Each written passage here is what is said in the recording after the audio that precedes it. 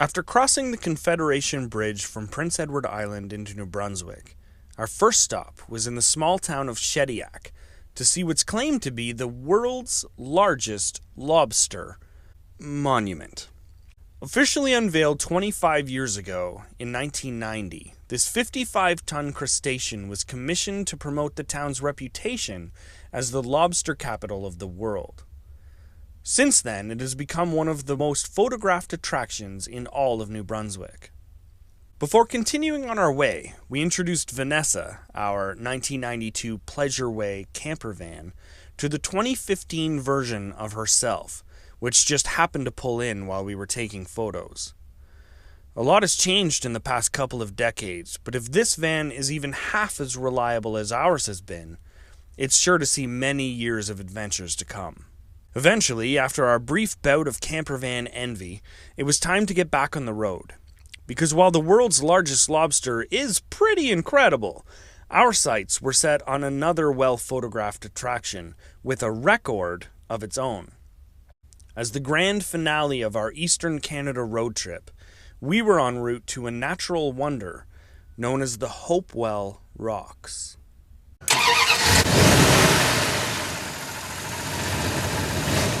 Located an hour east of Moncton in the Bay of Fundy, the Hopewell Rocks are truly a sight to behold.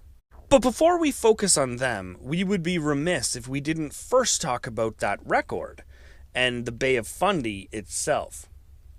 You see, this 270-kilometer-long ocean bay pierces between the provinces of New Brunswick and Nova Scotia. Each day, 160 billion tons of seawater flows in and out of the Bay of Fundy during regular tide cycles of 6 hours and 13 minutes. So how much is 160 billion tons of water? Well, to put it into perspective, it's more than the daily volume that flows through every freshwater river on the entire planet combined. Because of this, the Bay of Fundy holds the official designation of the highest tides in the world, at an average of 17 vertical meters or 56 feet. Once again, to put this into perspective, that's a tidal range equivalent to a 5-story building, twice per day, every day. So the Bay of Fundy is a pretty amazing place, and with that comes a whole list of amazing activities. Whether you're into hiking, kayaking, whale watching, nature museums, or even just a relaxing day in one of the most friendly places on Earth, the Fundy region of New Brunswick, Canada should rank high on everyone's bucket list. But enough stalling. Let's get back to the main feature. By the time we arrived at the Hopewell Rocks, it was nearing the end of the day. We called ahead to reserve a site in a nearby campground, and then quickly made our way down the short trail to the shore. We didn't have a lot of time to explore, but we had to at least catch a quick glimpse of the rocks before the sun began to set.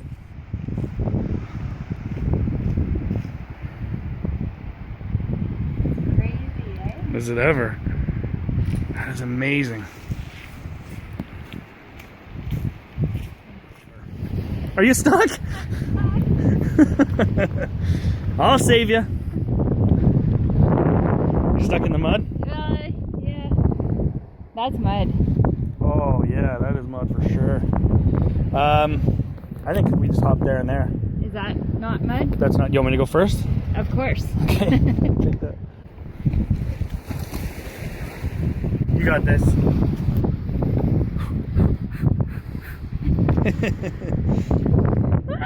Nice, good job. Planning to spend the entire day here tomorrow, we headed to the campground for a dinner of leftovers and a campfire. A little fire going. Gonna heat up some leftovers from last night, some more corn and potatoes.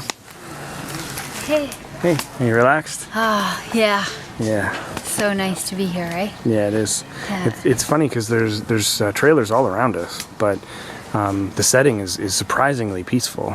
And it is. All the people around us have been super friendly. We chatted with a woman from Holland who's exploring Canada, some people from Saskatchewan. It's pretty great. A lot of tourists, but all have been very, very friendly. Yeah.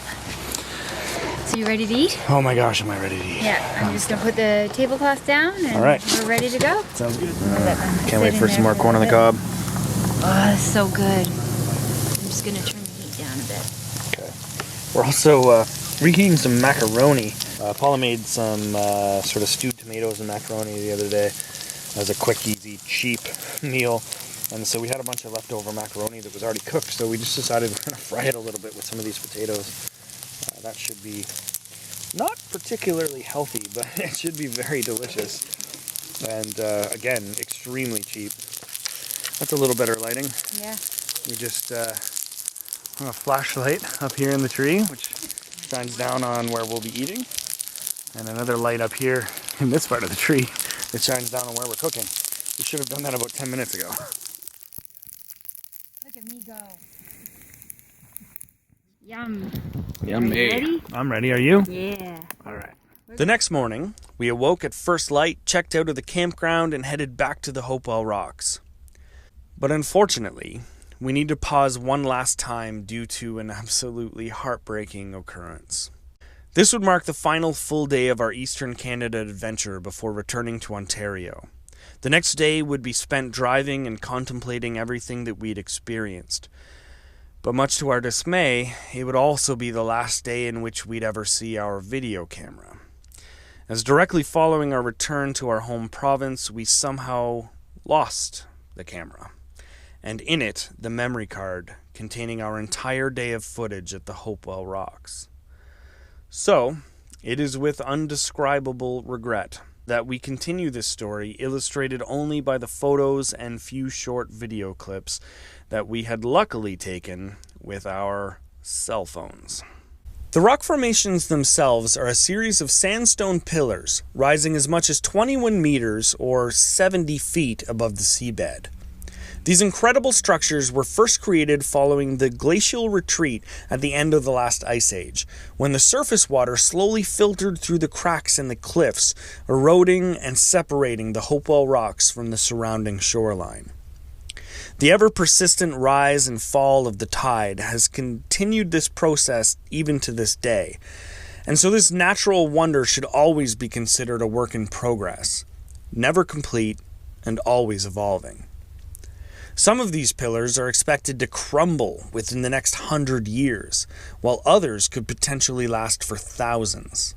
With a timescale extending into antiquity, it's no wonder that the maritime aboriginals known as the Micmac have had ancient theories of their own about the high tides and peculiar columns of rock.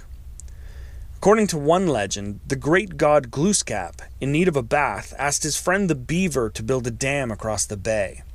But just as the beaver completed the task, a huge whale, unhappy with the construction, began hitting the dam with its massive tail. They say that the exuberant attack disturbed the water to such an extent that it has caused the tide to slosh in and out, even to this day. Another legend describes enslaved Micmac people who, after trying to escape, were turned into giant pillars of stone by the powerful whales who had held them captive. At the end of the day, whether you're inspired by geology or mythology, the Hopewell Rocks are an absolute must-see. And for us, were the perfect conclusion to an adventure of a lifetime.